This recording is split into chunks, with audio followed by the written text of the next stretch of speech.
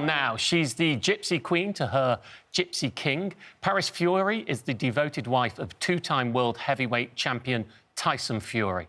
And it was the boxing legend himself who helped inspire her to write her book, Love and Fury, in which she hopes she'll help others whose partners suffer with mental illness. And Paris joins us now from the family home in Morecambe. Very good morning to you. Good morning. Hi, how are yous? Yeah, we're doing really well. Is it just you this morning? Is Tyson around? No, Tyson's away on tour. He's actually doing a tour around, I think, London this evening, and the 6 kids are still asleep, so we're hoping that stays that way. OK, we'll talk very quietly then, if we have to. Some very interesting stuff in the book. I was interested in the fact that when Tyson was diagnosed with bipolar and OCD, was that something that was a disappointment to you or upsetting to you, or was it actually a relief to have the diagnosis? I think it was a pure relief. And also it kind of cemented that we wasn't just wondering what was wrong with Tyson anymore, because I always knew, like, from going out with Tyson as a young girl, that there was something different about him, and there was always these sort of demons lurking there, and we never knew there was an actual reason. But once he got diagnosed, it did make it so much easier to accept all the things that he was going through, and I kind of understood it a little bit more, like, well, no, he's not just a bad person, he's not doing these things that I found at the time really selfish just because he wants to. It was actually an illness. And it was something that we learned that we could help. Paint us a picture. What were the things that he was doing that you found uncomfortable? Tyson, at the time, was either crying constantly or depressed all the time or anxious. He'd be out partying. He'd go drinking for days. I found out, actually, in the newspapers that he was going through some sort of addiction. And there was all these things going on. And obviously, the whole time I was pregnant with having the children that I've had now, that are now like 5 and 3 and 4 and 5. And these times was really hard for me. And that's why I wrote my book. That's one of the reasons anyways, because as a mother, as a wife to someone who has mental health issues, also as the heavyweight champ of the world, I had a big story I thought I could tell. And I wanted to, because so many people asked me for advice on all these subjects, being a mother, being a wife to a mental health sufferer. It was things that people asked me all the time. How did you deal with it, or what do you do? And I thought, you know what, I can put this out there in a story and in the book. Not a story as such, it's just my story. It's everything I've been through in my life. And I started right from childhood straight to where I am now.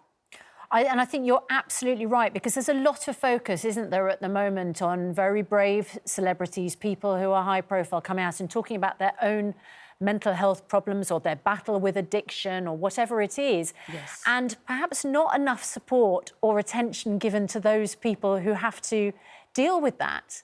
And actually, it can be really hard dealing with someone with those problems. Yeah. It really is, and a lot of people have said that to me now. Now, when Tyson first came out, and I was thoroughly supportive of everything that he'd done, and when he chose to talk about his all his issues, it felt good, and so many people related to it, and so many people came forward talking about it. And I know that at the time, for me, I don't have them issues, and I'm pretty sound, and I'm a strong-willed and strong-natured person. And for me, it was crazy to see all this going on. But once I understood it, and I felt like I looked at the situation, I knew that I had felt really alone, and I had had some real bad times just dealing with it. And I know that other people who are supporting their partners or their brothers or sisters or mothers, I've been through that situation, and they asked, how did you deal with it? So I hope that there's a bit of relief in there, that you can come through these times and you can have the bad times and also the good.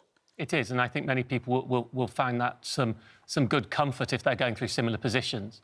I just want to change the subject slightly. I was interested that you call yourself the Gypsy Queen and Tyson is the Gypsy King.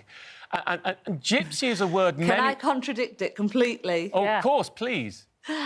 Tyson is the Gypsy King, but I don't know where I got branded the Gypsy Queen. I accept it. I'll go with it. It's a but gift I of don't. marriage. It wasn't my actual being title. together. It was, yeah, apparently so. Yes. But I'm just interested, actually, in the use of the word gypsy, which is an uncomfortable word for many of us. That's not something I would have said if it weren't something you self-identified as. So, is gypsy a word you're comfortable with? I know some people, unfortunately, use it as an insult, which I think is where the difficulties come from.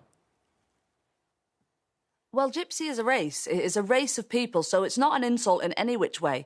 I think the problem is, for so many years, hundreds and hundreds of years, thousands of years possibly, there's been that real derogatory term of if you're a gypsy, you're a problem, you're an outcast. And that even has still been lingering on to this day. And I've suffered them. I've wrote about this in the book. I've suffered them, the racial terms, and I've had them problems, even as a kid, being refused to enter into a cinema because you're a traveller, because you're a gypsy. So, no, it's not an insult. And for people to find it hard to say, oh, you're a gypsy, should never be an insult and should never be a hard word to use.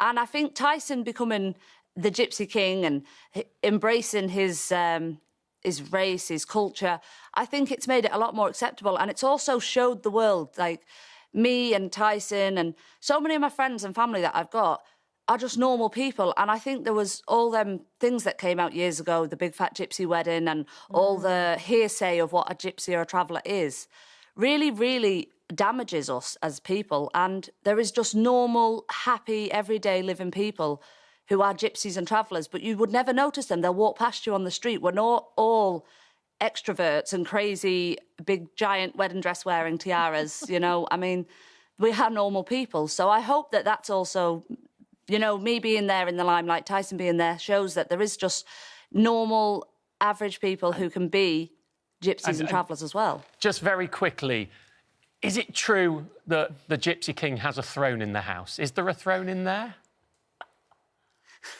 There's two. I may not be the Gypsy Queen, but I do have a throne as well. Do you? No, it wasn't a throne. It's actually the end of the dining table. It sounds so much worse than it is. We have a big dining table and we got two big, large chairs for either end. And when they came, they really do look like thrones. They was Tyson's choice, of course, obviously. I mean, the brown leather seats was mine and the big, giant red and gold thrones were Tyson's, but there is two in our house. Yes. What a shame you can't spin the camera around it. Paris Fury, the book's out No, now. I chose my nice blue sofas. Yeah, Right. It's great to see you, and I'm sure it's just coming up to 8:15. What time do the kids normally wake up? Because you're lucky not to have any of them up yet. I can hear footsteps. No, I can hear footsteps. They're going. We will release you. Thank you very much. Great to see you.